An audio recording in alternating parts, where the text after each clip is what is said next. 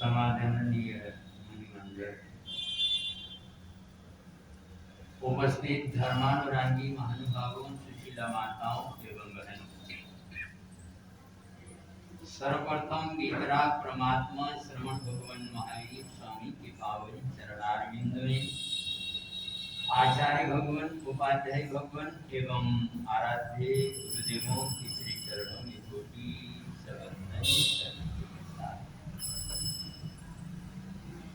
शासनेश महाप्रभु श्रवण भगवान महावीर स्वामी ने उत्तराधीन सूत्र के तीसरे अध्याय की सबसे प्रथम गाथा के माध्यम से बताया। चत्तारी परमंगानी दुर्लभानी है जंतुनो मनुष्यत्तम सुईसद्धा संयमम ये। आप और हमारी आत्मा को चार अंगों की प्राप्ति होना बड़ा दुर्लभ है, बड़ा कठिन है, बड़े मुश्किल के साथ ये चार अंगों की प्राप्ति होती है। मनुष्यत्तम सुईसद्धा, सबसे पहले मानव का चूल्हा पाना बहुत कठिन है, बहुत मुश्किल है। शास्त्रकार बतला रहे हैं 14 राजलोक का ये संसार है। 14 राजलोक इतना बड़ा, इतना विशाल, इतना व्यापक, उसके जानकारी लेने के लिए बड़ा आया है 3,81,27,970 मन वजन का लोहे का गोला, और उस मन को 1000 से गुणा करने पर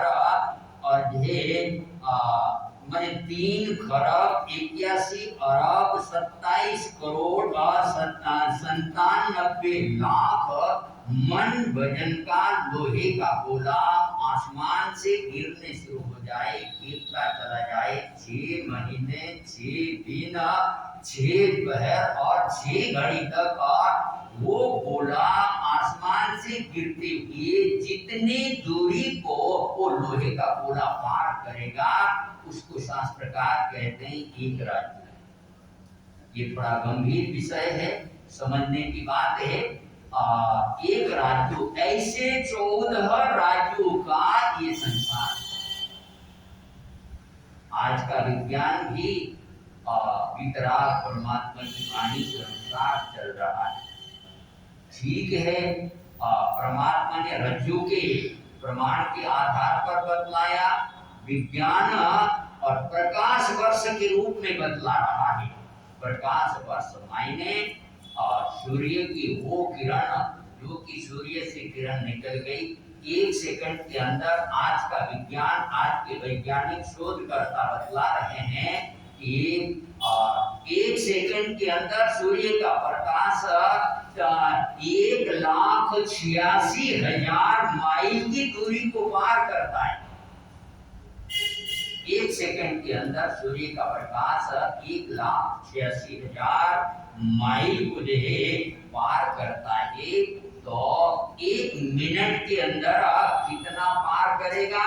तो वो 1,86,000 को 60 सेकंड का 1 मिनट होता है, तो 60 से गुणा करते हैं, तो और गुणा करने पर 1,15,60,000 माइल की ओर केवल 1 मिनट जितनी दूरी के अंदर सूर्य का प्रकाश देखा हो जाता है और पार हो जाता है।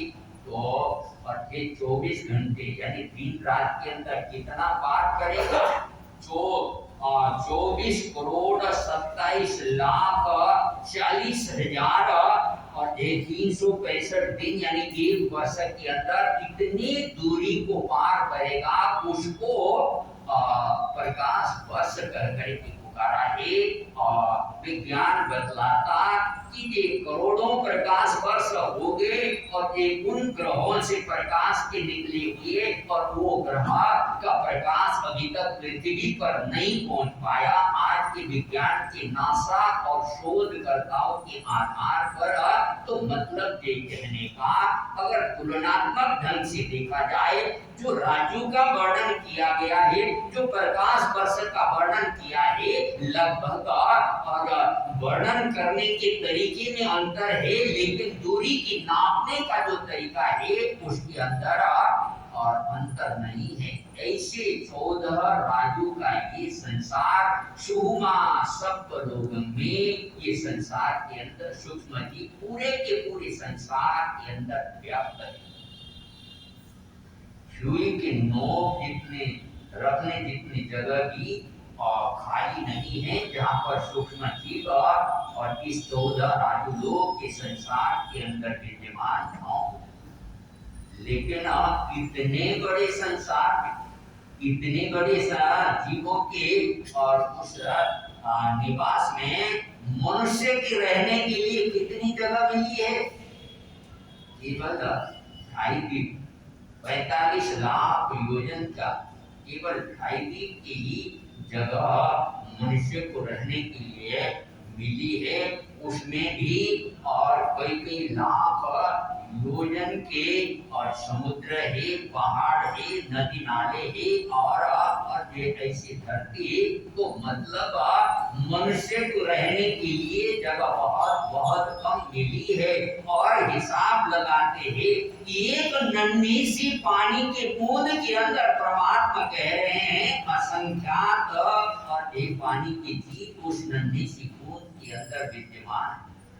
आज का विज्ञान भी आज से 80-90 या 100 साल पहले इलाहाबाद गवर्नमेंट और देश से जो सिद्ध पदार्थ विज्ञान छकी है और उस एक माइक्रोस्कोप से एक बूंद पानी का चित्र लेकर के और उस एक बूंद पानी में 36,450 चलते फिरते जीव और जिनेंद्र परमात्मा की वाणी के अनुसार तो वो तरस जीव है। वो पानी के जीव तो कोई देख नहीं सकता है, उसका कोई फोटो ले नहीं सकता है। तो और ये नन्ही सी जो है एक बूंद के अंदर 36,450 चलते फिरते जीवों को विज्ञान ने देखा। और एक मुट्ठी मिट्टी के अंदर ये जो सच्ची है, सचित मिट्टी है, गीली मिट्टी है, आचरण सूत्र बतला रहा है एक मुट्ठी मिट्टी के अंदर इतने जीव है, 1 लाख योजन का ये पूरा का पूरा और एक जम्बू द्वीप और उस एक जीव को, एक मुट्ठी मिट्टी के जीव को, एक जीव को कबूतर कितना बड़ा बना करके और ये जम्बू द्वीप के अंदर बिठाना शुरू कर दो तो लेकिन उनको बिठाने के लिए जगह नहीं मिलेगी। इतने जीव एक मुट्ठी मिट्टी के अंदर। हमारी माताएं, हमारी बहनें और माचिस की काड़ी को क्या लाइटर, आजकल तो लाइटर का जमाना, माचिस की कम हो गए, माचिस की काड़ी को घिसती है और ये घिसने की देर उसमें अपने प्रज्वलित हो गई अग्नि, असंख्यात अग्नि के जीव वहां पर देखा हो गए। भगवान के कथन के अनुसार तो जमीकंद, आलू, मूली, गाजर, प्याज, लहसुन, शकरकंद आदि जमीकंद है और निगुल, काई वगैरह है, शैवाल आदि है। अंकुरित जो अभी उगती हुई अंकुरित वनस्पति है उसके अंदर तो अनंत जीवों का संसार सोया पड़ा है। चाहो तो जैन तत्व प्रकाश जहाँ पर साधारण वनस्पति का वर्णन किया गया है, शास्त्र के आधार पर हिंदी में उसको अनुवाद कर करके व्यवस्थित रूप से आम साधारण जनता भी उसको समझ सके, उस ढंग से ये विवेचन किया गया है। उसको आप पढ़ करके देखिए और कितने कितने जीव शास्त्रकार तो यहाँ तक कहते हैं कि आज तक अनंत 24 हो गए, अनंत तीर्थंकर हो गए। अनंत तीर्थंकर के शासन में अनंत आत्माएं कर्मों का किनारा करके मोक्ष पद को प्राप्त कर गई है। लेकिन एक आलू के अंदर जितने जीव हैं उतने जीव अभी तक भी मोक्ष में जा नहीं पाए थे। तो अनुमान लगाइए कितने कितने जीवों का संसार वनस्पति के अंदर देखा हुआ और कर्माधीन होकर के कर्मों के दिवस होकर के और एक श्वास जितने छोटे पीरियड के अंदर और श्वास भी और ये जो हम श्वास लेते हैं और श्वास छोड़ते हैं ये उसमें लागू नहीं हो सके। आचार्य सुरेश मुनि महाराज साहब अपने जमाने बहुत जपी तपी और बहुत माने हुए संयमी साधक थे, लेकिन अहंकार से बहुत दूर मैं ज्ञान के क्षेत्र में शास्त्रों की पारंगत और जे मनी मान्यता में मालवा यानी कि ये मध्य प्रदेश का वो बहुत बड़ा इलाका हजारों नहीं लाखों की तादाद में उनकी अनुयायी उनके भक्तगण, लेकिन ऐसा होने पर कि कहीं पर अहंकार नहीं, बिल्कुल विनम्रता और देश साधक ऐसे आचार्य उमेश मुनि जी महाराज साहब के चरणों में लगभग 12-14 दिन तक 2007 में होली चतुर्मास के अवसर पर हमें उनके चरणों में रहने का मौका मिला। जब भी मुझे शास्त्र के बारे में प्रश्न उठते प्रवर्तक गुरुदेव शांति स्वरूप जी महाराज साहब के स्वर्गवास के बाद मैं आचार्य उमेश मुनि जी महाराज साहब से ही प्रश्न पूछता। गजब खूबी ये थी कि इधर से मैंने प्रश्न पूछा, उसके 5वें 7वें दिन तक तो उत्तर हाजिर, यानी इतना व्यस्त जीवन होने के बावजूद भी इस तरह से उत्तर देते। उनसे मैंने पूछा कि गुरुदेव आचार्य भगवान ये श्वासोश्वास का कैसे क्या किस रूप में, तो वैसे बैठता तो नहीं है श्वासोश्वास का दौर। आचार्य भगवान कहने लगे आशीष तो वैसा नहीं, जो नाड़ी का धड़कन है या जो दिल की धड़कन है, दिल में जो धोखा धुक धुक धुक और जो होता है वो श्वासोश्वास के हिसाब से हो, यानी कि और है नाड़ी में जो धोखा होता है या और ये दिल के जो धड़कन होते हैं 17 साढ़े 17 धड़कन जितने हैं, मान एक धड़कन जितने उसके अंदर एक श्वासोश्वास और उसके अंदर 17.5 बार जन्म और मरण निगोद की आत्मा।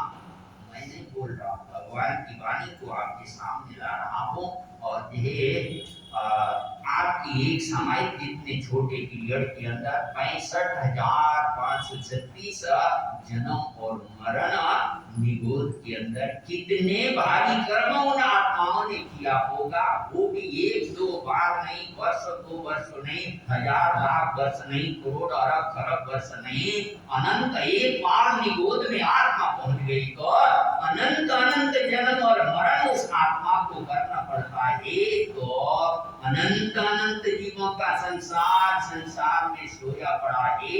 आप और हम सब कितने सौभाग्यशाली हैं, कितने पुण्यशाली है, कितना हमने कर्मों का निर्जरा किया होगा अकाम निर्जरा के माध्यम से, या ज्ञानी गुरु भगवंतों का सानिध्य मिला उनकी वाणी के आधार पर, या किस तरह से पुरुषार्थ करते करते उठते उठते आज कहां पर यहाँ तक मनुष्य के इस टोले के अंदर कल यही बतलाया गया था कि आज ये देश और आज ये परिवार उसमें ये जन्म होना, तो आज ये देश भी मिला, आज ये परिवार भी मिला, 5 इंद्रिय सही सलामत में मिली है, सुबुद्धि भी मिली है और उस आधार पर हम उसका भरपूर उपयोग करके उसका लाभ उठाने की तरफ हम चले।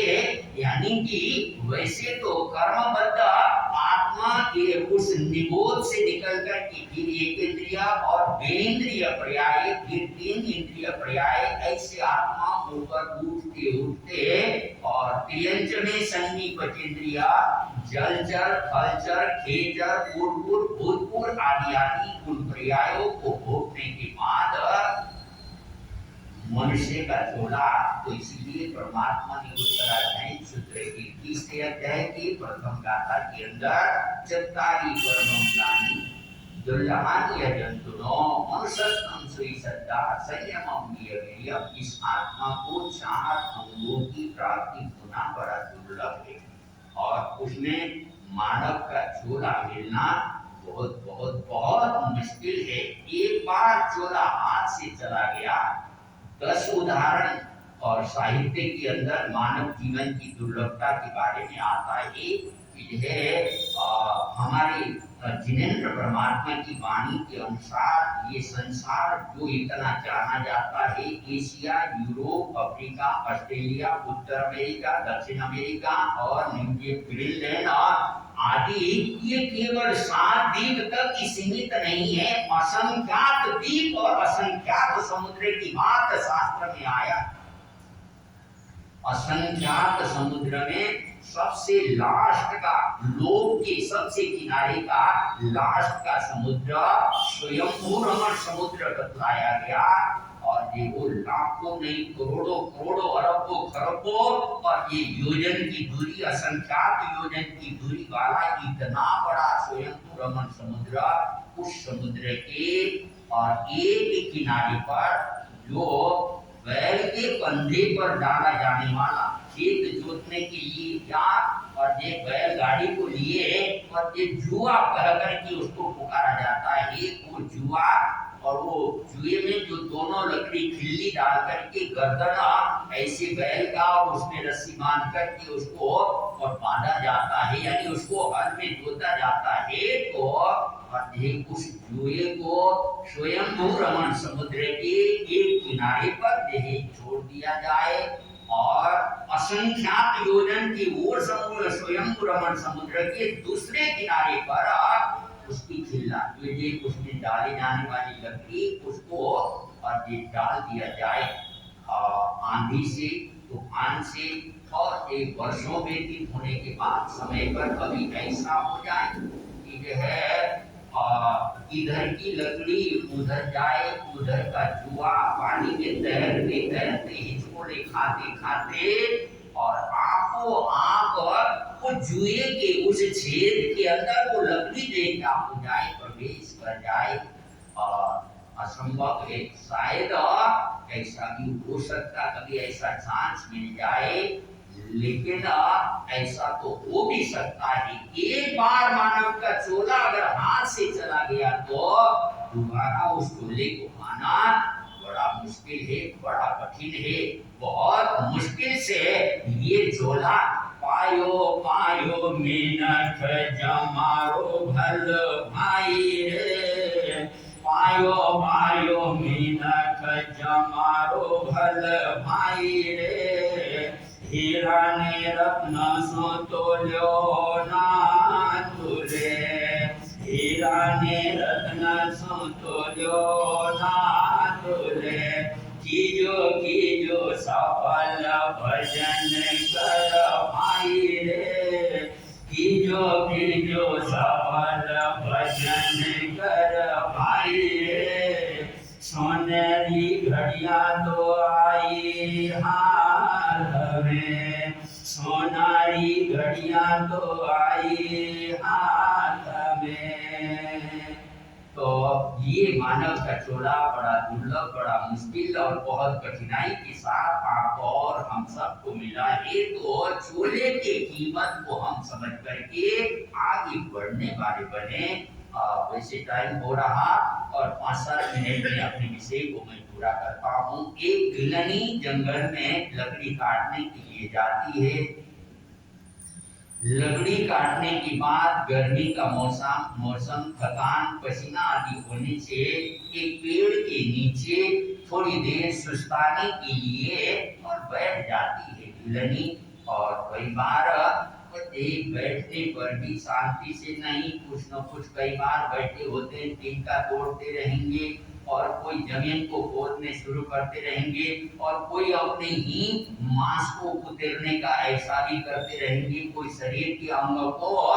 और ये 10 प्रकार की संज्ञाएं शास्त्र में आई हैं। आहार संज्ञा, भय संज्ञा, मैथुन संज्ञा, परिग्रह संज्ञा, क्रोध संज्ञा, मान संज्ञा, माया संज्ञा, लोभ संज्ञा और भोग संज्ञा आदि 10 प्रकार की संज्ञाओं का वर्णन 98 सूत्र की 10वीं ठाणी में जो है आया है। तो ऐसे ही लकड़ी लेकर की जमीन को ये क्या कर रही थी, उधेड़ रही थी। तो लकड़ी टकरा गई कहीं और ये हो और ये थोड़ा जोर से उसको देखा तो अंदर देखा कुछ और ये गोल गोल सा कुछ है। उसको और मिट्टी इधर उधर हटाया, देखा घड़े का मुंह है और उसको थोड़ा घड़े का ढक्कन था, उस ढक्कन को उठाया, देखा तो अंदर बड़ी बड़ी अच्छी अच्छी बहुत बढ़िया पत्थर, चमकदार पत्थर, और उसने उस घड़े को वहां से निकाला और ये उस घड़े को लेकर के गई और घर जा करके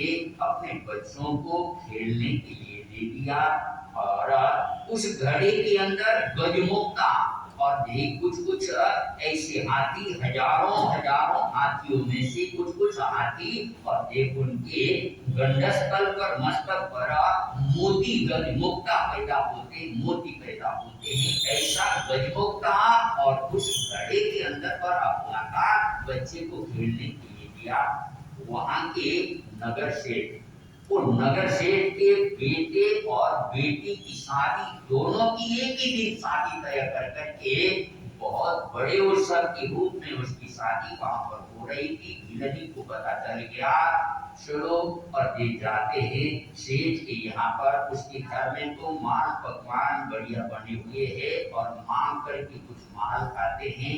ऐसे भाव के साथ वो भिलनी वहां पर चली गई, मांगा, और ये उदार दिल वाले, विशाल भावना वाले थे, और ये घर में इतनी खुशी का मौसम आए है, कोई तो उनको भी खाली नहीं जाने देना, उनको भी कोई बदुआ और ये नहीं होने देना, और ये उनको भी माल पकवान आदि दिया। और उसके पल्ले में और 2 गजमुक्ता उसके पल्ले में बांधे हुए थे, उसको निकाल करके दे क्या किया, मन शेखानी के हाथ में थमा दिया। गजमुक्ता उसकी चमक देखकर की शेखानी बहुत खुश हो गई, और ये सेठ ने भी देखा, उसने कहा कल भी आना, और ये ठीक है, अगले दिन भी आई, और उसने जो है और गजमुक्ता उसको दे दिया, उनको अच्छी तरह से खाना उसको खिलाया। और शेखानी अपने बेटी की शादी के संदर्भ में मिठाई बांटने के लिए और वहां के मुखिया के घर और नथ, जो नाक में पहनने वाले नथ, उसमें गजमुक्ता जोड़ करके उसको फिटिंग कर करके पहन करके जा रही थी, और मुखिया ने उसने देखा, उसका मन हुआ मुझे भी और ये गजमुक्ता, ये ऐसा ही पत्थर मुझे भी ला करके दे दो। और लेकिन उनके पास तो 2 या 3 ही थे, वो तो एक शेखानी को दिया, एक बेटी को दिया, और ये 2 गजमुक्ता, और कहाँ वो भिलनी कहाँ रहती है, कहाँ से आई, कहाँ से लेके आई, पता नहीं चला, और ये समय ऐसे निकलता गया। एक दिन वो भिलनी और दुकान के आगे से निकल रही थी, सेठ ने देखा, उसको बुलाया, और ये तो पत्थर जो तुम लेकर के आई थी, ऐसा ही पत्थर तुम दे दो, मैं तुमको 100 रुपया पर दे दूंगा। वो कहने लगी मेरे पास जितने पत्थर थे वो तो और खत्म हो गए, और तो पत्थर मेरे पास नहीं।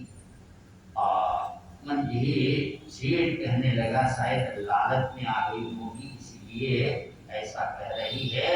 उन्होंने कहा कि मैं 1000 रुपया और दे दूंगा, लेकिन वो पत्थर मुझे दे दो। वो रोने लगी।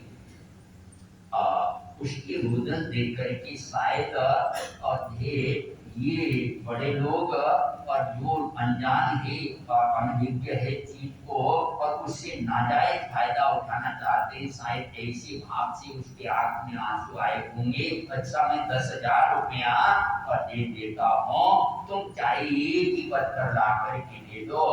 लेकिन और जोर जोर से रोने लगी। तो पूछा कि बहन बोलती क्यों है, बात क्या हुआ?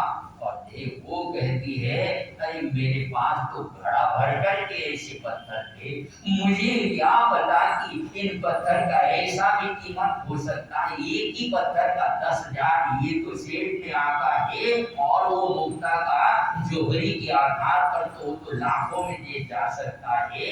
लेकिन मैंने तो बच्चों को खेलने के लिए क्या कर दिया, वो सारे के सारे खो दिए है, और मेरे पास अब एक भी नहीं है। भाई तो बहनों, और वो जो है पत्थर, वो गजमुक्ता वो तो अगर किस्मत जागृत हो जाए वो मुक्ता तो ये क्या हो सकता है, प्राप्त हो सकता है।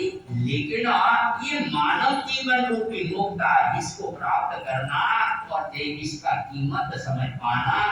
स्वर्ण छाले छिपति सरज पाद शौचम विदत्ते योसेना प्रवण करिणाम वाहयन्तीन्द्रभाराम चिन्तारत्नं विकिरति मुदाकरात् पायसोड्डनायर्थं यो प्राप्यं गमयति मुधा मर्त्यजन्म प्रमत्त।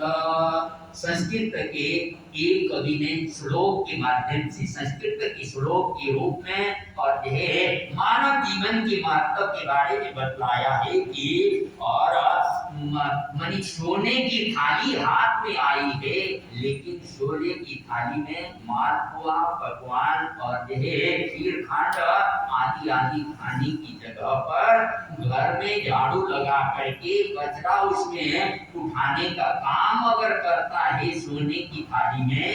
और इसी तरह से अमृत का घड़ा मिला है, अमृत तो कहा जाता है, अगर उसकी एक बूंद भी अगर चखने को मिल जाए तो अमर हो जाता है, साहित्य में ऐसा वर्णन आता है। तो वो अमृत का घड़ा मिला था तो पैर धोने में वो अमृत को दे क्या कर रहा और खत्म कर रहा है। और राजे महाराजाओं की सवारी की जाने वाली हाथी के क्या हाथी मिला है, और वो हाथी और ये लकड़ी ढोने के रूप में उस हाथी से ये क्या कर रहा है और काम ले रहा है।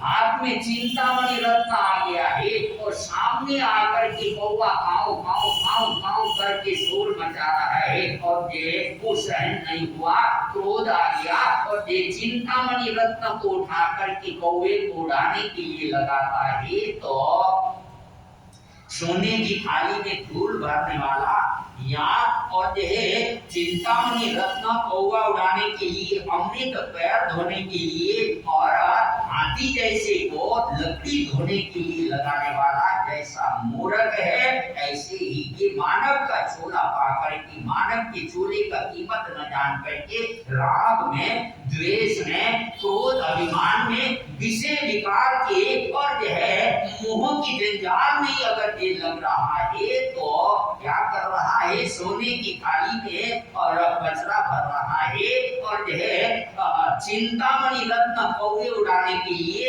और अमृत कलश आदि अमृत पैर धोने के लिए जैसे मूर्ख व्यक्ति करता है, ऐसा ही काम और ऐसा मानव का चोला नहीं समझने वाला। और ये चार अंगों की बात तो समय आने पर आपके सामने रखा जाएगा। आज तो थोड़े से मानव जीवन के महत्व के बारे में थोड़ी बात बतलाई गई है। सभी भाई बहने 5-5 ओंकार का उच्चारण करेंगे, लेकिन कोई भी खुले मुंह से नहीं बोलेंगे, प्रयत्न करेंगे और ये मुखपत्रिका भी साथ में लेकर के आए और पहने। और अगर हमें नहीं बनते हैं, मान लो मंदिर की मान्यता है तो रुमाल लेकर के और मुखपत्रिका विधान तो मंदिर में भी है, वो हाथ में लेते हम बांधते हैं, अंतरिक्ष हैं। नमो हरिनंदनाय नमो सेतानाय नमो हरिनंदनाय नमो सेतानाय नमो